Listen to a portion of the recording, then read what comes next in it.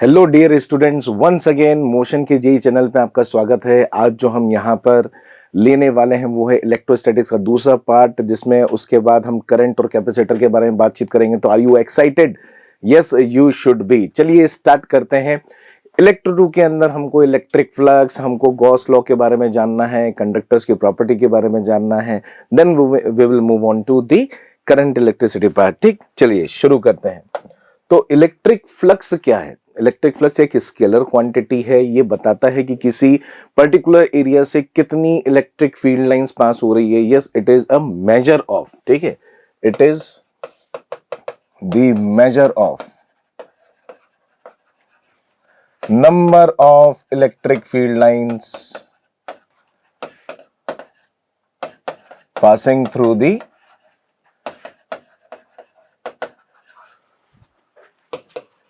Given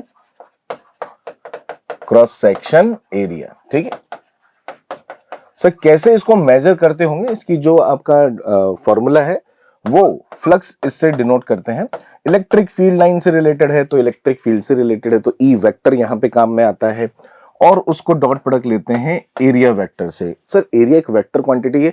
इस concept के लिए हम एरिया को एक वेक्टर क्वांटिटी लेते हैं। कोई भी आपको सरफेस दे रखी है बेटा, कोई भी सरफेस दे रखी है, इस तरीके की सरफेस दे रखी है, वो इमेजिनरी सरफेस है, वो रियल सरफेस है, इसके एरिया वेक्टर कहां लिया जाता है सर? एरिया वेक्टर लिया जाता है आपके सरफेस के परपेंडिकुलर। ओके, अगर यहां से इलेक्ट्रिक फील्ड लाइंस आ रही हैं तो क्या वो इस क्रॉस सेक्शन को पास भी करेंगी? बिल्कुल। अगर इसको मैं थोड़ा सा एक्सटेंड कर दूं तो यहां पर क्या हो जाएगा? आपके इलेक्ट्रिक फील्ड वेक्टर दिखाया जा सकता है।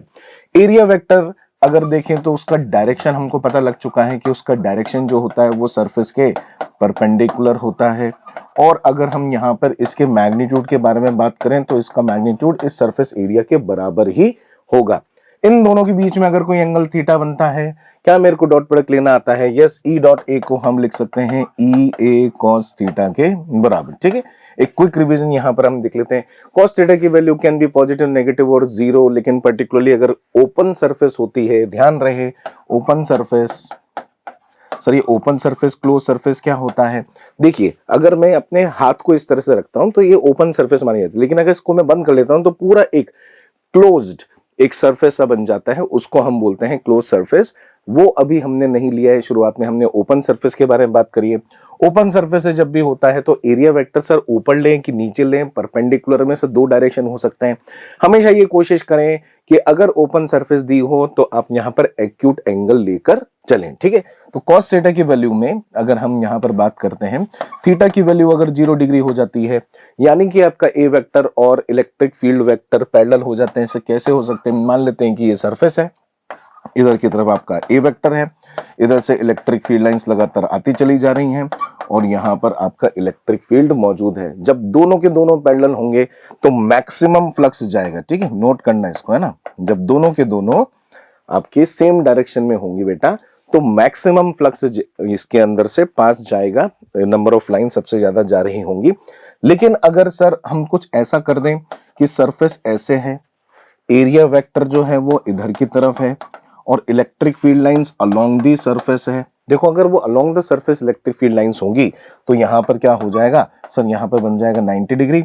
और अगर थीटा की वैल्यू 90 डिग्री हुई, थीटा की वैल्यू 90 डिग्री हुई तो फ्लक्स की वैल्यू क्या मानी जाएगी? फ्लक्स की वैल्यू 0 मानी जाएगी। इस तरीके से हमने यहाँ पे फ्लक्स को डिफाइन किया, फ्लक्स को कैलकुलेट कर सकते हैं और हमको तरह तरह के क्वेश्चंस इसमें आगे चल के देखने को मिलेंगे। ये है आपके ओपन सरफेस से रिलेटेड। इसमें हम ये भी देख सकते हैं कि जब भी इलेक्ट्रिक फील्ड वेक्टर का कोई भी कंपोनेंट अलोंग दी सरफेस होता है, उस अलोंग दी सरफेस से आपका फ्लक्स कंट्रीब्यूट नहीं होता। इलेक्ट्रिक फील्ड वेक्टर का वही कंपोनेंट काम का है जो कि सरफेस के परपेंडिकुलर हो या फिर ए वेक्टर के डायरेक्शन में हो। ठीक, तो ये है हमारा सबसे पहला इलेक्ट्रिक फ्लक्स का एक एग्जांपल। ठीक है, अगर हम इसमें आगे बढ़ें और कुछ आपको क्वेश्चंस दे दिए जाएं, जैसे कि मान लेते हैं कि ऐसे क्वेश्चन बड़े पॉपुलर हैं कि यहां पर एक सरफेस दे रखी है और यहां फॉर एग्जांपल ये y है और ये आपका z है, ये YZ प्लेन के ऊपर कोई सरफेस दे रखी है। इलेक्ट्रिक फील्ड यहां से कहीं से आ रहा है, लेकिन सर इलेक्ट्रिक फील्ड को इन्होंने सिंपल तरीके की जगह वेक्टर्स में दे दिया। लेट्स सपोज ये हो गया आपका 2i कैप माइनस जे कैप प्लस के कैप, इस तरीके से दे दिया गया। तो ध्यान रखना है जो हमारी सरफेस है, लेट सपोज सरफेस का एरिया इन्होंने 10 मीटर स्क्वायर के बराबर दे दिया है बच्चों, ठीक है। तो ये वाईजेड प्लेन के जो परपेंडिकुलर है वो वाला कौन सा वेक्टर है सर? वो आपका ई एक्स कंपोनेंट हुआ। ई एक्स कंपोनेंट का मैग्नीट्यूड कितना है? 2। अगर हम इसको ऐसा यूनिट में बात करें तो ये वोल्ट पर मीटर है, तो ये 2 वोल्ट पर मीटर, ओके। मल्टीप्लाइड बाय, अगर मैं इसको ए से मल्टीप्लाई कर दूंगा तो मुझे फ्लक्स के बारे में जानकारी मिल जाएगी, और ए की वैल्यू है हमारे पास 10 मीटर स्क्वायर। अगर कोई फ्लक्स की यूनिट भी निकालना चाहे, देखो यहां से यूनिट मिल रही है, ये हो जाएगा 20 वोल्ट इंटू मीटर, ठीक। तो इस तरीके से हम फ्लक्स कैलकुलेट कर सकते हैं। ये एक बेसिक एग्जांपल यहां पर देखने को मिला। ओपन सरफेस से हमने बात कर ली है। सर क्लोज्ड सरफेस के क्या फंडे हैं? तो मैं आपको क्लोज सरफेस के बारे में बताता हूं। अगर हमको इलेक्ट्रिक फ्लक्स क्लोज्ड सरफेस से डिफाइन करना होता है तो इसके अंदर कुछ प्रोटोकॉल्स इन्होंने रखे हैं। जैसे कि कोई भी क्लोज सरफेस कैसी भी हो सकती है, अभी मैंने इसको थोड़ा सा स्फेरिकल पॉइंट ऑफ व्यू से बनाया है, लेकिन किसी भी रैंडम शेप का हो सकता है। उसमें छोटा सा एरिया ले लेते हैं डी ए वेक्टर, ये आउटवर्ड डायरेक्शन में लिया जाता है और इसी डायरेक्शन में इसको पॉजिटिव डायरेक्शन ऑफ वेक्टर बोला जाता है। अगर अंदर से कोई इलेक्ट्रिक फील्ड लाइन इधर की तरफ जा रही है लेट सपोज, तो उसके अंदर हम बोल सकते हैं कि सर वो एक एक्यूट एंगल बना रही होगी। तो जब अंदर से आपके बाहर की तरफ जा रही होती है तो बेटा फ्लक्स को क्या माना जाता है? ई डॉट डी ए के हिसाब से क्या माना जाता है? पॉजिटिव क्वांटिटी मानी जाती है, ठीक है। क्लोज सरफेस के अंदर पॉजिटिव भी फ्लक्स माना जाता है, नेगेटिव भी फ्लक्स माना जाता है, ठीक है। अगर कोई इलेक्ट्रिक फील्ड लाइन, जैसे यहां पर अगर मैं एक छोटा सा डी ए वेक्टर ले लेता और बाहर से अंदर की तरफ एंटर कर रही है, तो हम बोल सकते हैं कि सर इन दोनों के बीच में क्या बन रहा है? एक ऑब्ट्यूस एंगल बन रहा है। और ऑब्ट्यूस एंगल बन रहा है तो फ्लक्स की वैल्यू में जब हम ई डॉट डी ए करेंगे तो डॉट प्रोडक्ट अगर ऑब्ट्यूस एंगल होता है तो हमको पता है कॉस थीटा की वैल्यू नेगेटिव हो जाती है, तो इसको नेगेटिव बोला गया। So it should be noted that in A close surface एक साइन कन्वेंशन फॉलो होता है। जब अंदर से बाहर आपकी इलेक्ट्रिक फील्ड लाइंस जाएंगी तो उसको पॉजिटिव फ्लक्स माना जाएगा, और जब बाहर से अंदर आएंगी तो उसको नेगेटिव फ्लक्स माना जाएगा, ठीक है। इसी के चलते एक नियम हमको यहां पर पढ़ना है और जिसका नाम है गॉस लॉ, ठीक। अगर हम यहां पर गॉस लॉ के बारे में बात करें तो बेटा गॉस एक साइंटिस्ट, उसने ये एक नियम थ्योरेटिकली इजाद किया था, बिल्कुल। और इसका जो रिजल्ट है वो कूलम्स लॉ से भी मिलता जुलता है। अभी हम इसके बारे में भी प्रूव करें। गॉस ने ये बोला था कि कोई भी क्लोज्ड सरफेस ले लें, कोई भी क्लोज्ड सरफेस ले लें और उससे निकलने वाला जो फ्लक्स है, भले वो बाहर हो या अंदर हो, उसको हम इंटीग्रेशन ई डॉट डी ए, ये सर ये गोला क्या मार दिया सर? ये जो होता है ना इसको बोलते हैं सरफेस इंटीग्रल, ठीक है। इसको क्या बोलते हैं? Surface integral. ये पूरे सरफेस के पॉइंट ऑफ व्यू से है कि पूरी सरफेस में जहां जहां पर भी इलेक्ट्रिक फील्ड लाइंस आपकी जा रही होंगी उसको डीए से डॉट प्रोडक्ट लेकर इसकी वैल्यू थ्योरेटिकली प्रूव की गई, और वो प्रूव की गई क्या? क्यू एनक्लोज्ड, यानी कि अंदर अंदर जो भी होगा अपॉन एप्सिलॉन नॉट के बराबर। अगर यहां पर मीडियम आपका वैक्यूम है तो नीचे एप्सिलॉन नॉट है। अगर आपका मीडियम चेंज हो गया इसके अंदर तो हम बोल सकते हैं कि epsilon naught into epsilon r भी आ जाएगा, ठीक है। क्यू इनक्लोज को क्यू इन भी बोल दिया जाता है कई बार। क्यों सर? ये आउटवर्ड जो आपके चार्जेस होते हैं उनको नहीं लेना होता है क्या? हाँ, नहीं लेना होता है। ध्यान से देखें, अगर अंदर की तरफ कोई Q1 है, अंदर की तरफ कोई Q2 है, विद साइन हमको देखना होगा, प्लस हो माइनस हो, यहां पर विद साइन लिखना है, ठीक है। दिस पॉइंट को लिखना है क्या? विद साइन, ठीक। अगर कोई बाहर की तरफ Q3 है या Q4 है तो इन चारों की वजह से इलेक्ट्रिक फील्ड का कंट्रीब्यूशन तो हर जगह आएगा। जैसे कि यहां पर हम इलेक्ट्रिक फील्ड के बारे में बात करें तो ये वाला जो इलेक्ट्रिक फील्ड है, ये electric field due to all the charges है। ये electric field due to all the charges. All the charges मतलब बाहर के भी और अंदर के भी। हाँ, भले Q1 हो, भले Q2 हो, जो इनसाइड वाले हैं भले Q3 हो, भले Q4 हो, जो आउटसाइड वाले हैं, इन सब के कंट्रीब्यूशन की वजह से इलेक्ट्रिक फील्ड होगा। अगर इस एक्सप्रेशन में बात करेंगे तो E वेक्टर सबकी वजह से है, लेकिन फ्लक्स जो होता है वो फ्लक्स हम केवल इनसाइड वाले चार्जेस का ही लेते हैं, आउटसाइड वाले के चार्जेस का नहीं लेते हैं। ये चीज बहुत ही इंपॉर्टेंट है, पूछी भी जाती है। सर बाहर वालों का क्यों नहीं लेते हैं? तो बाहर वालों का क्यों नहीं लेते हैं उसको हम समझाते हैं, ये चीज जरूर नोट कर ले। इसका तुरंत अगर स्क्रीनशॉट लेना चाहें स्क्रीनशॉट ले लें, आपके रिवीजन में फायदा हो जाएगा, या फिर साथ में अगर थोड़ी बहुत चीजें लिख सकते हैं तो लिख लें। राइट, बाहर का फ्लक्स क्यों नहीं आता सर? अंदर का ही क्यों आता है, बाहर का क्यों नहीं आता? देखो, अगर मैं अंदर कोई चार्ज है उससे बात करूंगा, मान लेते हैं कि पॉजिटिव चार्ज है, तो हम बोलेंगे कि इलेक्ट्रिक फील्ड लाइंस इससे रेडियली बाहर की तरफ जाती हैं, सारी की सारी बाहर जा रही हैं। अगर कहीं पर भी मैं डीए वेक्टर ले लूंगा तो उससे इसका एक्यूट एंगल बनेगा या 0 डिग्री बनेगा। लेट सपोज यहां पर अगर मैं ले लेता हूं डीए और ये है इलेक्ट्रिक फील्ड वेक्टर यहां का, ठीक है, हर जगह पे इलेक्ट्रिक फील्ड अलग अलग हो सकता है, तो यहां पर हम बोल सकते हैं सर पॉजिटिव।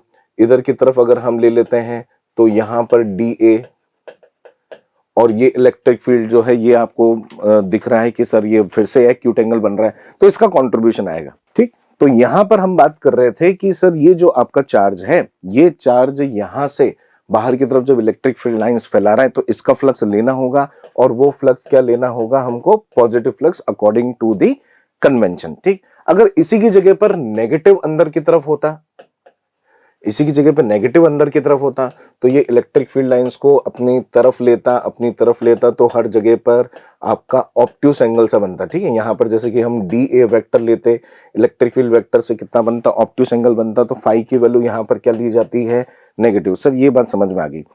आपके अंदर की तरफ पॉजिटिव चार्ज है तो पॉजिटिव फ्लक्स लेना है, अंदर की तरफ नेगेटिव चार्ज है तो नेगेटिव फ्लक्स लेना है। अच्छा हाँ, टोटल मिला के फ्लक्स 0 भी कर सकते हैं। कैसे? सर डाइपोल एक गजब का एग्जांपल है ना। यहां पर प्लस क्यू माइनस क्यू का एक सेगमेंट यहां पर रहता है, साथ में कंबाइंड रहता है डाइपोल। प्लस क्यू बोलेगा मेरी तरफ से दूर ले जाओ, माइनस क्यू बोलेगा मेरी तरफ ले आओ। क्या यहां पर टोटल क्यू इनकी वैल्यू, क्यू इनक्लोज की वैल्यू 0 है, तो इसके अंदर बेटा नेट फ्लक्स की वैल्यू क्या हो जाएगी आपकी? 0। ये चीज हमको ध्यान रखनी है। सब बाहर वाले का कंट्रीब्यूशन क्यों नहीं होता? देखो, जब हम इसके अंदर कोई भी क्लोज सरफेस बनाते हैं, इस क्लोज सरफेस को गॉसियन सरफेस भी कहते हैं। ठीक है, इस गॉसियन सरफेस को भी हम इमेजिनरी भी ले सकते हैं और रियल भी ले सकते हैं, यानी कि रियलिटी में वहां पर कोई एलिमेंट प्रेजेंट हो सकता है, और यहां पर आप हाइपोथेटिकली इसको किसी भी गिवन स्पेस के अंदर अज्यूम कर सकते हैं। बाहर की तरफ कोई भी चार्ज हो, भले प्लस क्यू हो माइनस क्यू हो, अगर वहां से इलेक्ट्रिक फील्ड लाइन को देखोगे तो क्या होगा? जितनी लाइंस अंदर की तरफ एंटर कर रही हैं वो बाहर भी निकल जाएंगी, जितनी लाइंस अंदर एंटर कर रही है वो बाहर भी निकल जाएंगी, जितनी लाइन अंदर एंटर कर रही है उतनी बाहर भी निकल जाएगी। तो अंदर एंटर करने वाले फ्लक्स को अगर मैं नेगेटिव बोलता हूं, बाहर जाने वाले को प्लस बोलता हूं, तो बताइए कि फ्लक्स ड्यू टू आउटसाइड क्या हुआ? फ्लक्स ड्यू टू आउटसाइड हो गया sir 0। Flux due to outside charge यहां पर 0 हो गया। ये है इंपॉर्टेंट बात कि भाई बाहर वाले चार्ज का सर इलेक्ट्रिक फील्ड का कंट्रीब्यूशन तो है, यहां पर वो इलेक्ट्रिक फील्ड जनरेट तो कर रहा है किसी गिवन पॉइंट पर, लेकिन फ्लक्स में काउंटिंग क्यों नहीं हो रही? क्योंकि अंदर वाली एंटर करने वाली लाइंस और बाहर जाने वाली लाइंस जो हैं वो बराबर हैं।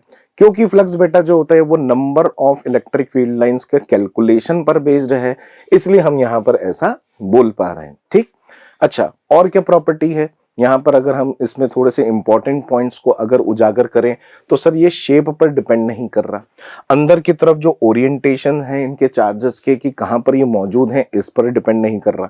गॉसियन सरफेस आपने छोटी ली है या बड़ी ली है इस पे भी ये डिपेंड नहीं करता है। जो आपका नेट फ्लक्स होता है वो q enclosed upon epsilon not हमेशा रहेगा। चलिए तो हम यहाँ पर कुछ एग्जाम्पल्स करके देखते हैं, और जो हमने सीखा है फ्लक्स के बारे में, गॉस लॉ के बारे में, उसके ऊपर प्रैक्टिस करते हैं। The electric field in a region is given by, ठीक है, देखो जैसे कि हमने आपको एक क्वेश्चन प्रैक्टिस कराया, उसके अंदर आई कैप, जे कैप और के कैप के बारे में बात करी। इन्होंने भी हमको एक इलेक्ट्रिक फील्ड वेक्टर दिया है 2/5 E0 I cap plus 3/5 E0 J cap. E not का वैल्यू हमको दे रखा है, वक्त आने पर इसको डाल दिया जाएगा। The flux of this field through a rectangular surface, area दे दिया हमको parallel to the Y Z. ठीक है, अब ये वाई जेड प्लेन कहां पर है, मान लेते हैं सर ये वाई एक्सेस है, इधर की तरफ आपकी जेड एक्सेस है और इधर की तरफ आपकी एक्स एक्सेस। एक रेक्टेंगुलर हमको यहां पर एरिया लेना है और उस एरिया की वैल्यू कितनी दे रखी हमको, 0.4 मीटर स्क्वायर के बराबर। अब आपका दिमाग चलने लगा होगा कि सर इससे अगर फ्लक्स मुझे निकालना है तो मुझे y के अलोंग में और z के अलोंग वाला कंपोनेंट काम ही नहीं आएगा, इसके आर पार जाने वाला जो कंपोनेंट होगा वो कौन सा होगा, x डायरेक्शन वाला होगा। तो हम यहाँ पर देख सकते हैं कि x डायरेक्शन वाला जो है उसकी वैल्यू है बेटा 2/5 ई नॉट के बराबर, इसमें कोई शक वाली बात नहीं।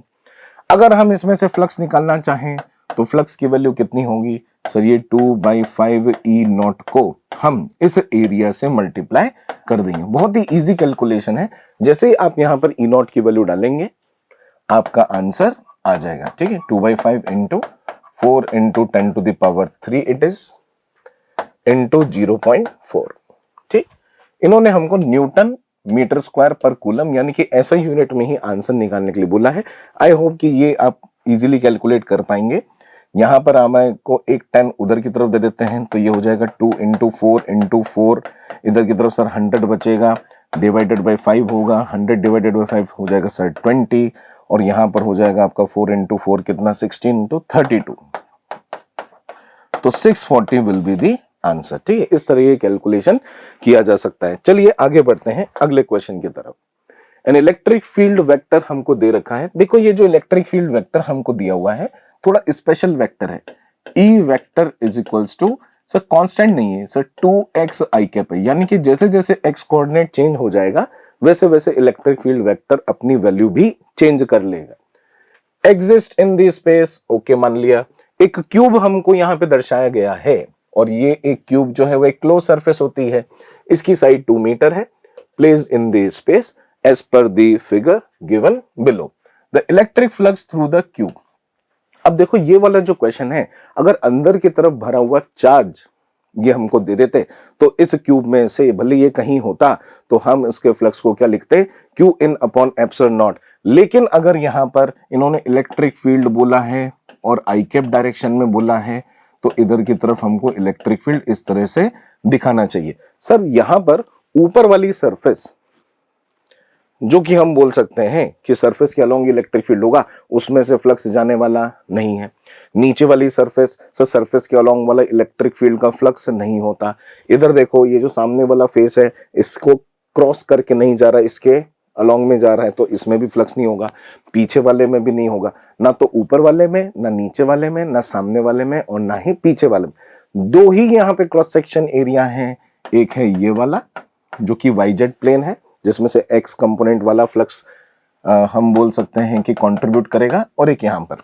तो सर ये तो जितना अंदर एंटर हुआ उतना बाहर निकल गया, फ्लक्स जीरो कर दूं? नहीं बेटा, इतनी जल्दबाजी नहीं करनी, क्योंकि यहां से जो अंदर की तरफ एंटर हो रहा है उसको हम नेगेटिव फ्लक्स बोलेंगे तो सही, लेकिन उसकी वैल्यू अलग अलग क्यों है। यहां से जो बाहर निकल रहा है उसको हम पॉजिटिव फ्लक्स बोलेंगे तो सही, अलग क्यों है, क्योंकि इलेक्ट्रिक फील्ड की वैल्यू चेंज हो गई। जैसे कि यहां पर जो इलेक्ट्रिक फील्ड एंटर हो रहा है वो एक्स कोऑर्डिनेट कितने पर है, 2 पर है, तो अगर मैं एक्स कोऑर्डिनेट 2 लिखता हूं तो E1 की वैल्यू हो जाती है 4 के बराबर। तो यहां पर E1 की वैल्यू 4, इस 4 को यहां पर एरिया से मल्टीप्लाई कर देंगे और एरिया की वैल्यू साइड अगर 2 है तो 2 इंटू 2 से हो जाएगा 4, यानी कि ये हो जाएगा नेगेटिव ऑफ 4 इंटू 4। ठीक, ये वाला आगे वाला 4 मैंने इलेक्ट्रिक फील्ड के लिए लिखा है और ये वाला 4 मैंने इसके क्रॉस सेक्शन एरिया के लिए लिखा है, तो इसका आंसर हो जाएगा -16। ऐसा यूनिट में ही काम हो रहा है क्योंकि इन्होंने इसको न्यूटन पर कूलम में ऐसा यूनिट में ही दिया है। इधर की तरफ आते हैं, क्या इस वाले फेस पर इलेक्ट्रिक फील्ड की वैल्यू चेंज हो गई? हाँ सर, यहां से ओरिजिन से उसकी दूरी कितनी है, 4 है। अगर मैं यहाँ पे 4 डालता हूं तो E2 की वैल्यू हो जाएगी 2 इंटू 4 यानी कि 8 के बराबर। यहां पर जो फ्लक्स आएगा वो आपके पॉजिटिव साइन के साथ आएगा, 8 इंटू 4 के बराबर, 8 इंटू 4 विल बी 32। 32 और 16 में ध्यान ये रखना है कि इसको नेगेटिव क्यों ले रहे हैं सर, आपने बताया था कि क्लोज्ड सरफेस जो होता है उसमें साइन कन्वेंशन फॉलो होता है, ठीक है। अंदर आने वाले को बोलते हैं नेगेटिव और बाहर जाने वाले को बोलते हैं पॉजिटिव। अगर मैं यहां पर नेट फ्लक्स के बारे में बात करूंगा तो मुझे यहां पर साइन के साथ में ऐड करना पड़ेगा और फाइनल आंसर आ जाएगा अपना 16, ठीक है। तो यहां पर ऐसा यूनिट के साथ आंसर 16। तो आई होप कि आपको मजा आ रहा होगा साथ साथ में पढ़ने में, रिवाइज करने में, कैसे क्वेश्चंस पूछे जाते हैं वो क्वेश्चंस हम यहां पर डिटेल में डिस्कस कर रहे हैं आपके साथ में, ठीक है। गॉस लॉ के बारे में हमको जानकारी पहले ही मिल चुकी है, चलिए इस पर क्वेश्चंस हम कर लेते हैं। ये लीजिए, ये है क्वेश्चन, पढ़ना चाहिए हमको, ठीक है, हमको पढ़ना चाहिए, साथ में पढ़ना चाहिए। चलो, in finding the electric field using Gauss law the formula, जो आपका इलेक्ट्रिक फील्ड है उसको Q enclose upon epsilon not a ऐसा बोला जा सकता है। ऐसा कब बोला जा सकता है, ऐसा कब बोला जा सकता है? देखो सर, यहां पर अगर हम इंटीग्रेशन ई डॉट डी ए करते हैं और यहां पर Q in upon epsilon not होता है, इस इलेक्ट्रिक फील्ड को मैं बाहर कब निकाल सकता हूं? लेट्स सपोज कि कोई चार्ज है, आपने एक गॉसियन सरफेस ली है और सिमेट्रिकल ली है, तो यहां पर इलेक्ट्रिक फील्ड, यहां पर इलेक्ट्रिक फील्ड, यहां पर इलेक्ट्रिक फील्ड, इधर की तरफ इलेक्ट्रिक फील्ड का वैल्यू अगर हम देखेंगे तो सेम क्यों मान रहे हैं? क्योंकि सर हर जगह पर आपने दूरी बाई सिमेट्री क्या मानी है? सेम। तो जब इलेक्ट्रिक फील्ड का और डी ए वेक्टर का डॉट प्रोडक्ट आपका कंफर्म है तो हम इसको बोल सकते हैं कि सर इसको डायरेक्टली ई इंटू इसका जो डी ए है उसको इधर ले लेते हैं और टोटल एंक्लोज्ड डीए कितना होता है सर? वो होता है 4 पाई आर स्क्वायर, ठीक है। तो ई को हमने 4 पाई आर स्क्वायर से मल्टीप्लाई कर दिया। एक बार फिर से दोहराता हूं, यहां पर इलेक्ट्रिक फील्ड जो है और जो छोटे छोटे डीए वेक्टर हैं उसमें हर जगह पर आपके बिल्कुल सेम एंगल 0 डिग्री बन रहे हैं। इनका जो डॉट प्रोडक्ट हो जाएगा वो सर ई इंटू डी हो जाएगा। ई को हम बाहर क्यों ले सकते हैं? क्योंकि वो कांस्टेंट हो चुका है, किसी भी सरफेस पर उसकी वैल्यू अलग अलग नहीं बची है। Is equal to Q in या Q enclosed upon epsilon not. अगर हम इसमें ई की वैल्यू निकालेंगे तो वो क्या, वो q enclosed upon 4 pi epsilon naught into r square होगा। क्या आपको ये पता है कि 1 अपॉन 4 पाई एप्सिलॉन नॉट को सर के बोल देते हैं? तो देखो, ये वही फॉर्मूला आ चुका है जो कि कूलम के नियम से हमने निकाला था। तो ये हम कब प्रूव कर पाए? सर सिमेट्री होनी चाहिए, गॉसियन सरफेस में सिमेट्री होनी चाहिए, हर जगह पे इलेक्ट्रिक फील्ड सेम होना चाहिए और ई डॉट डी ए भी जो हमारी यहां पर है वो उसकी वैल्यू सेम होनी चाहिए, तब जाकर हम इसको प्रूव कर पाते हैं। चलिए वापस से क्वेश्चन की तरफ बढ़ते हैं। In finding the electric field using the Gauss law, the formula जो यहां पर हमको दे रखा है, जो हमने 4 पाई आर स्क्वायर लिखा था, ए को हम नीचे ले आए, is applicable in the formula epsilon naught जो है आपकी परमिटिविटी ऑफ फ्री स्पेस है, A is the area of the Gaussian surface है, क्यू इंक्लोज जो है हमको दे रखा है कि charge enclosed by the Gaussian surface है। This equation can be used in which of the following situation? किस सिचुएशन में फॉलो ये हो सकता है? मैं हिंट नहीं दे रहा, समझाया है अभी अभी, तुरंत चूज करना है कौन सा ऑप्शन सबसे सही।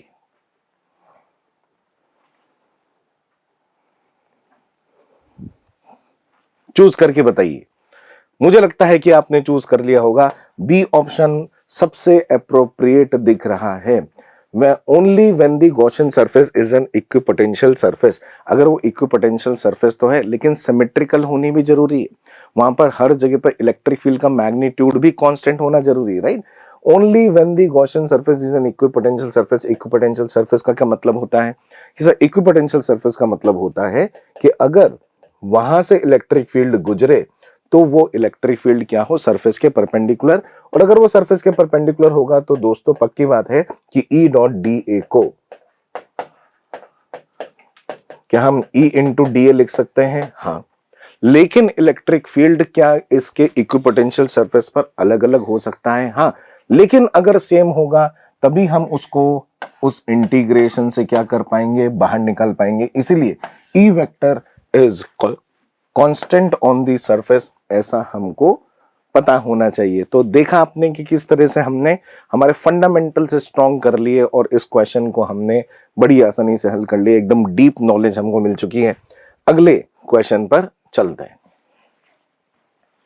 If a charge Q is placed at the center of a closed hemispherical non conducting surface, इस तरह से इन्होंने हमको दे रखा है। नॉन कंडक्टिंग इसलिए दिया है ताकि आप अंदर की तरफ इंड्यूस्ड चार्जेस के बारे में बातें नहीं करें।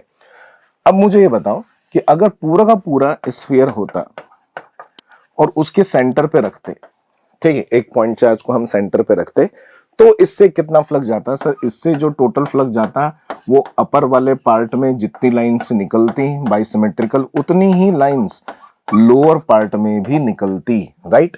बिल्कुल सही। और वो टोटल फ्लक्स कितना होता? Q अपॉन एप्सिलॉन नॉट के बराबर। यहां पर इन्होंने क्या दे रखा है? हेमिस्फेरिकल सरफेस दे रखी है। तो अंदर वाली जो आपकी हेमिस्फेरिकल सरफेस है, अगर पूरे सरफेस से अगर हम बात करते हैं तो इधर की तरफ इस वाले कर्व्ड पोर्शन से जो आपकी निकलने वाली है वो कितनी होगी सर? वो Q अपॉन 2 एप्सिलॉन नॉट। और जो नीचे से निकलने वाली होंगी वो होगी आपकी Q बाई 2 एप्सिलॉन, यानी आधी आधी बट जाएगी। हमसे पूछा गया है क्या कि दी total flux passing through the flat surface would be, तो फ्लैट सरफेस से कितना यहां पर पास होगा? देखो इसके अंदर हम बोल सकते हैं कि ये वाला जो पॉइंट है, ये वाला पॉइंट आधा ऊपर बटा हुआ है और आधा नीचे की तरफ, ठीक? इस फ्लैट सरफेस से अगर हमको बात करनी है तो हम बोलेंगे कि सर अगर मतलब बिल्कुल इसके अलोंग वाला देखेंगे तो वो इलेक्ट्रिक फील्ड लाइन तो खैर इसमें नुकसान होगा, लेकिन ऊपर वाला पार्ट कर्व्ड सरफेस से जाएगा। उसी के नीचे वाला पार्ट जो होगा वो हम बोलेंगे कि वो आपके इस फ्लैट सरफेस से जाने वाला है। क्योंकि देखो इसके अंदर कोई ऑप्शन जीरो नहीं, ऑप्शन जीरो भी एक पॉसिबिलिटी हो सकती थी।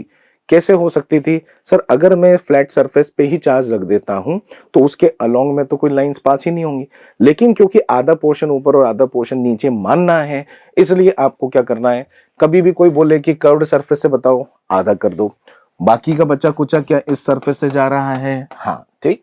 तो यहां पर इन्होंने चार्ज जो रखा है वो सेंटर पे रखा है, closed hemispherical non conducting surface पे। Total flux passing through the flat surface बिल्कुल Q अपॉन 2 एप्सिलॉन नॉट ही लिखना पड़ेगा।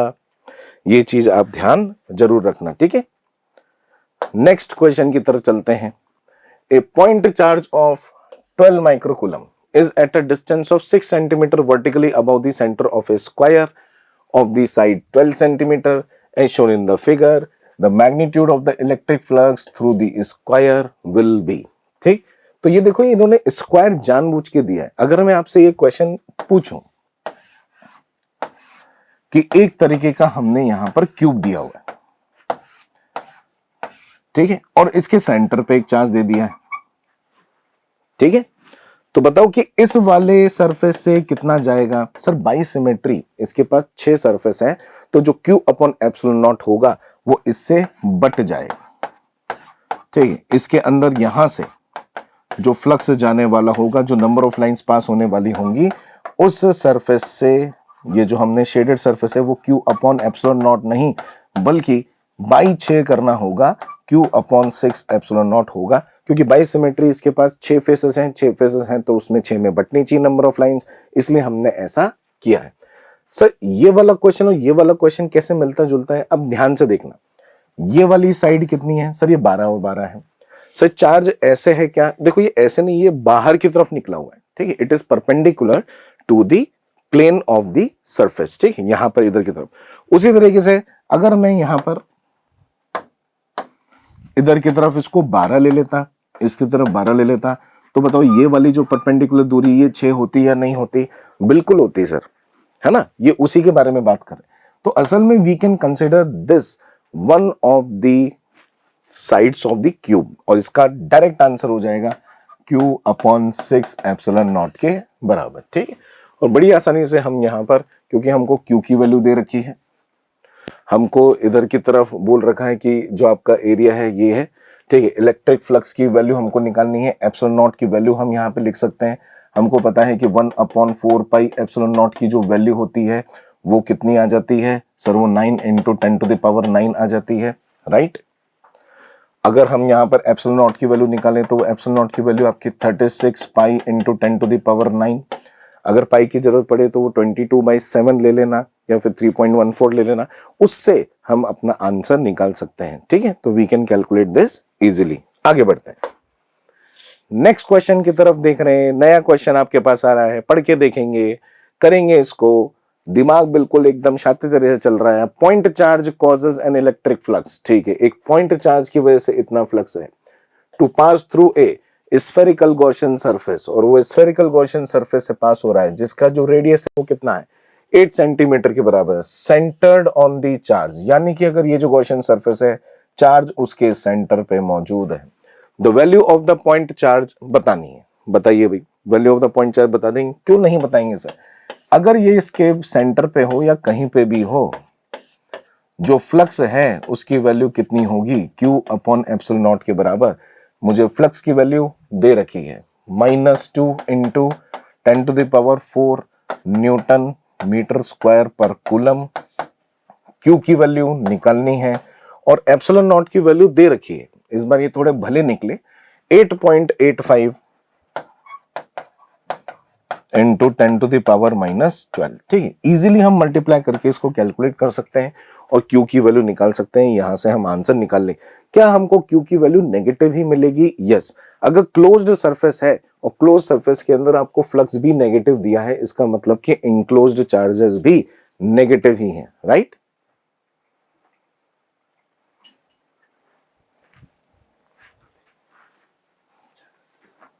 ठीक है, तो ये क्वेश्चन काफी इजी लगा है, ठीक है। आगे बढ़ते हैं, ये बढ़िया क्वेश्चन है। मैं तो चाहूंगा कि इसको एक बार निहारा जाए, एक बार देखा जाए, सोचा जाए, समझा जाए कि इसके अंदर क्वेश्चन में क्या क्या चीजें हमसे पूछना चाह रहा होगा। एक स्क्वायर लूप दे रखा है, ठीक है भैया, एक स्क्वायर लूप दिख रहा है हमको, स्क्वायर लूप सा है, ठीक है, और उसकी साइड 1 मीटर है। इज हेल्ड नॉर्मली, ये चीज समझ में आ गया, नॉर्मली मतलब परपेंडिकुलरली, तो ये वाली जो लाइन दिख रही है इसके परपेंडिकुलर इसको होल्ड रखा गया है in front of a point charge, ठीक है। एक पॉइंट चार्ज की वैल्यू दे दी 1 कूलम के बराबर। The flux of the electric field through the shaded region. अब शेडेड रीजन कौन सा है यहां पर? यहां पर इस पूरे में ये वाला आपका जो शेडेड रीजन है इसके बारे में बात करें, ठीक है, ठीक है, इस वाले शेडेड रीजन के बारे में ये बात कर रहे हैं। अगर यहां पर, वैसे तो ये डायग्राम थोड़ा सा अनक्लियर है, अगर इसके बारे में बात करते तो वो भी निकाल सकते थे। अभी शेडेड रीजन को आप ये मान के चलिए, ठीक। नाउ उसका वैल्यू दे रखा है इतना, और यहां पर कोई पी टर्म डाल दिया। मुझे लगता है कि पी टर्म की वैल्यू ही निकलवाना चाहते होंगे।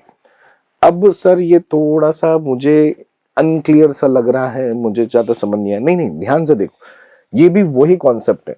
ये है आपका वो वाला बेस जो कि आपके क्यूब का बेस है, जिससे आपका क्या निकलता था सर, वो Q/6 एप्सिलॉन नॉट निकलता था, है ना, ये हमको पता है। तो अगर पूरे का पूछ लेता तो Q/6 एप्सिलॉन नॉट होता। यहां से ये वाली दूरी भी इन्होंने a/2 दे रखी है, ये इसमें प्रिंट नहीं हुआ है, ठीक है, ये a/2 दूरी है। तो बिल्कुल ही वही क्वेश्चन हो गया जो क्यूब वाला क्वेश्चन था, लेकिन इसमें कुछ इन्होंने चेंजेस करे हैं, ये वाला, ठीक है। अब इसके अंदर इन्होंने कुछ इस तरह से चेंजेस करे हैं कि भाई हम यहां पर कुछ पोर्शन छोड़ रहे हैं, ठीक है, ये वाला पोर्शन छोड़ रहे हैं। क्या मैं इस एरिया को कितने हिस्से में बांट सकते हैं सर? ये 1 मान लेते हैं, तो ये 2, ये 3, ये 4, ये 5, ये 6, ये 7 और ये 8, ये टोटल मिलाकर 8 हो गया है, ठीक है। उस 8 में से यहां पर 7 में तो हम बोल रहे हैं कि आपका जो है ये शेडेड पोर्शन, इसमें से फ्लक्स चाहिए, इसमें से नहीं चाहिए। तो हम बोल सकते हैं कि इसको हम 7/8 के पॉइंट ऑफ व्यू से ले लें, ठीक है, या फिर अगर ये वाला पोर्शन लेना है तो ये वाला पोर्शन ले लेते हैं, क्योंकि हमने बांट दी है, ठीक। जैसे ये वाला हिस्सा है 1, 2, 3, 4, 5, 6, 7 और 8, तो हम बोल सकते हैं कि 8 टाइम्स ऑफ द एरिया, ठीक है, इस वाले एरिया, इसको ए बोल रहे हैं, इस तरह के 8 टाइम्स ऑफ द एरिया जो है, उससे जो आपका फ्लक्स जा रहा है, उससे आपका फ्लक्स जा रहा है कितना सर? जा रहा है वो Q/6 एप्सिलॉन नॉट के बराबर। तो एक एरिया से कितना जा रहा होगा सर? एक एरिया से इसका बाई 8 हो जाएगा, यानी कि Q/6 एप्सिलॉन नॉट इंटू 8, यानी कि हो जाएगा Q/एप्सिलॉन नॉट इंटू 48, राइट, ठीक। और हमको इन्होंने Q की वैल्यू भी दे रखी है 1 के बराबर, और इस तरीके से हम इसके अंदर अगर आंसर निकालना चाहे तो निकाल सकते हैं। सर 7 वाला अगर हमको निकालना है तो 7 से मल्टीप्लाई कर देंगे। अगर केवल इतने एरिया के बारे में बात करेंगे तो इतने एरिया का आंसर कितना हो जाएगा सर? इतने एरिया का आंसर जो है वो Q अपॉन एप्सिलॉन इंटू 48 हो जाएगा। यहां पर मेरे हिसाब से अगर हम Q अपॉन 48 लिखते हैं तो ऊपर नीचे 5 और 5 से मल्टीप्लाई कर देंगे तो आंसर आ जाएगा। ठीक है, P का आंसर निकाला जा सकता है। Very easy question. Properties of conductors पे आते हैं। इलेक्ट्रिक फ्लक्स के ऊपर हमने जानकारी हासिल कर ली है। गॉस लॉ के बारे में हमने अधिकतर डिटेल हासिल कर ली है। गॉस लॉ से ही आपकी इलेक्ट्रिक फील्ड की प्रॉपर्टीज भी होती हैं, वो भी मैं आपको यहां पर बता देता हूं एक बार। ठीक है, अगर आपको इलेक्ट्रिक फील्ड जो कि हमने पहले डिस्कस किया हुआ है होलो स्फीयर के लिए, ठीक है, तो होलो स्फीयर के लिए अंदर की तरफ आपका इलेक्ट्रिक फील्ड जीरो क्यों होता है? देखो होलो स्फीयर के अंदर क्या होता है, ये क्यू चार्ज आपने दिया ऊपर की तरफ है। अगर मैं अंदर की तरफ यहां पर एक गॉसियन सरफेस ले लेता हूं तो बताइए क्या हम लगाएंगे sir? Integration E dot d A is equals to q enclosed upon epsilon naught. हम ई को बाहर क्यों ले सकते हैं? क्योंकि सर सिमेट्रिकल है। अगर यहां पर सिमेट्रिकल है, एक जगह पे ई मानूंगा तो हर जगह पर ई मान सकते हैं। इधर की तरफ हम लिख देंगे 4 पाई आर स्क्वायर। इसकी गॉसियन सरफेस की जो रेडियस है उसको स्मॉल आर मान ली गई। क्यू एन की वैल्यू कितनी है? अरे सर सारा का सारा चार्ज कहाँ है? सारा का सारा चार्ज तो सरफेस पे, इसके अंदर तो कुछ है ही नहीं, इसलिए क्यू एन की वैल्यू हो जाएगी है 0। इसलिए अंदर की तरफ इलेक्ट्रिक फील्ड क्या होता है होलो में? 0। ठीक, लेकिन अगर हम सॉलिड नॉन कंडक्टिंग ले लेते हैं,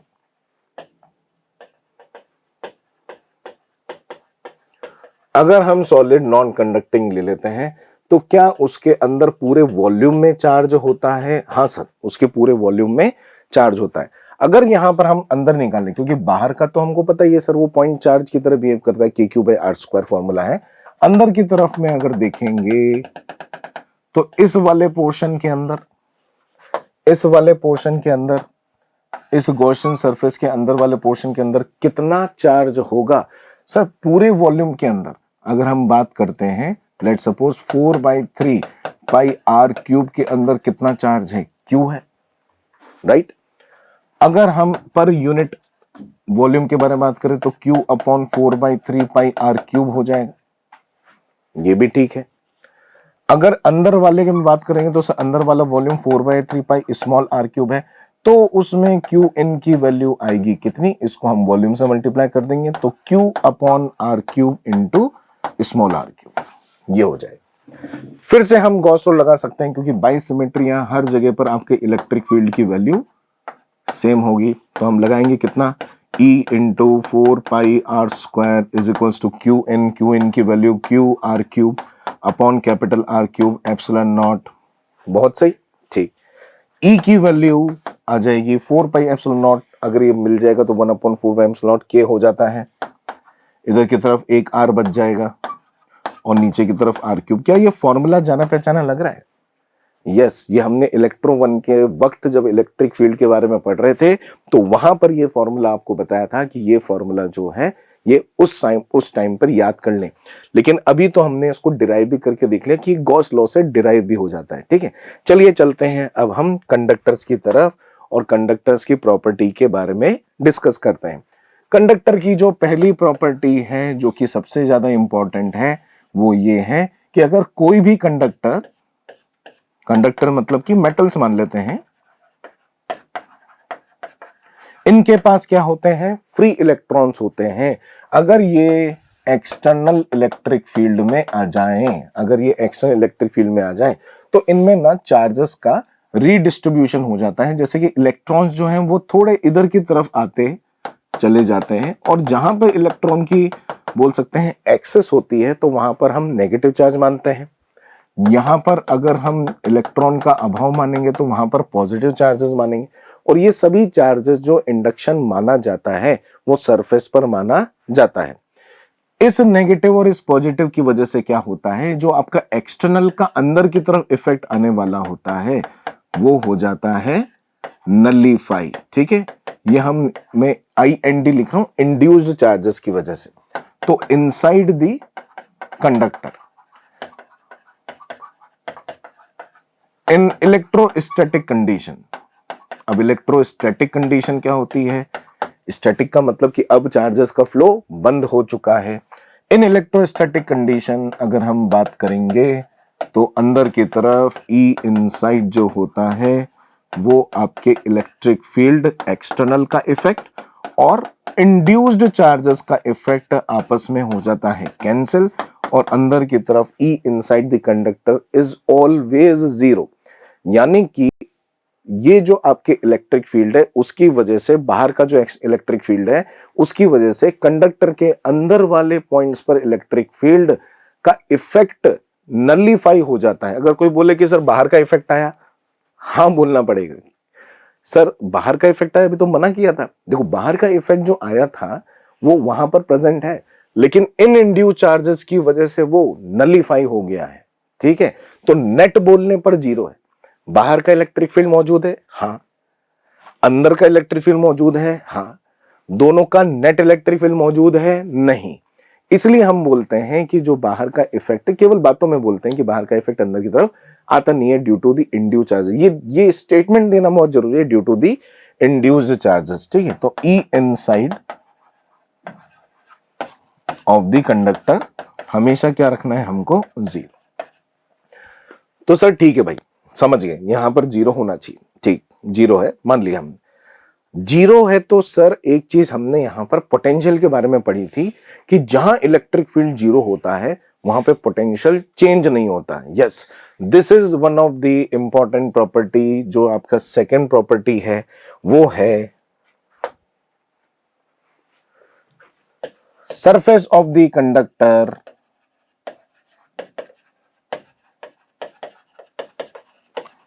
इज एन इक्विपोटेंशियल सरफेस। बिल्कुल, अब इक्विपोटेंशियल सरफेस क्यों बोल रहे होंगे, समझ गए होंगे कि सर जो आपके जो पॉइंट्स हैं अंदर भी मूव करें, सरफेस में मूव करें, अंदर इलेक्ट्रिक फील्ड तो है नहीं।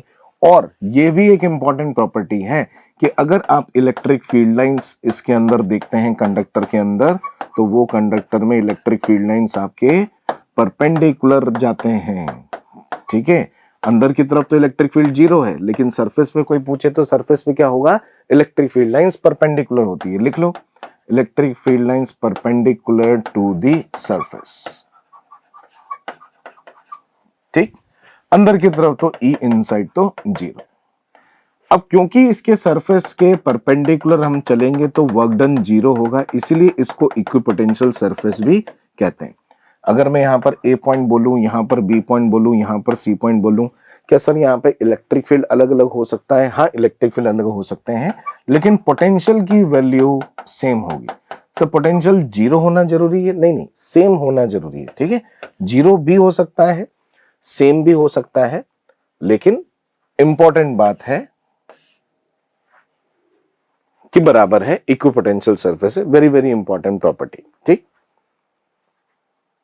चलिए नेक्स्ट प्रॉपर्टी की तरफ बढ़ते हैं। और नेक्स्ट प्रॉपर्टी के अंदर अगर आपका कोई कंडक्टर को शार्प एजेस हैं यहां पर, और यहां पर स्मूथ एज है या स्मूथ सरफेस है, यानी कहीं पे तिकोना पॉइंट, ठीक है, यहां पर कोई तिकोना पॉइंट है, यहां पर तिकोना पॉइंट नहीं है। यहां पर जो आपकी सरफेस चार्ज डेंसिटी होगी सिग्मा, उस सिग्मा अपॉन एप्सिलॉन नॉट के बराबर आपका इलेक्ट्रिक फील्ड होगा। यहां पर क्या होगा, यहां पर electric field sigma 2 upon epsilon not के बराबर होगा। दोनों इलेक्ट्रिक फील्ड अलग अलग हो सकते हैं। जहां पे शार्प पॉइंट होता है, ये देखा गया है कि सिग्मा की वैल्यू वहां पर होती है ज्यादा, इसीलिए हम बोलेंगे कि E1 is greater than E2। ये भी एक कॉन्सेप्ट जो है ये इंपॉर्टेंट है, ये पूछा जा सकता है, इसको भी नोट करना चाहिए। अगर हम किसी कंडक्टर को, नेक्स्ट प्रॉपर्टी देखो, मजेदार प्रॉपर्टी है, किसी कंडक्टर को अगर हमने अर्थ कर दिया, अगर हमने अर्थिंग कर दी है, तो उसका पोटेंशियल क्या हो जाता है, जीरो। ठीक है, इट्स पोटेंशियल बिकम्स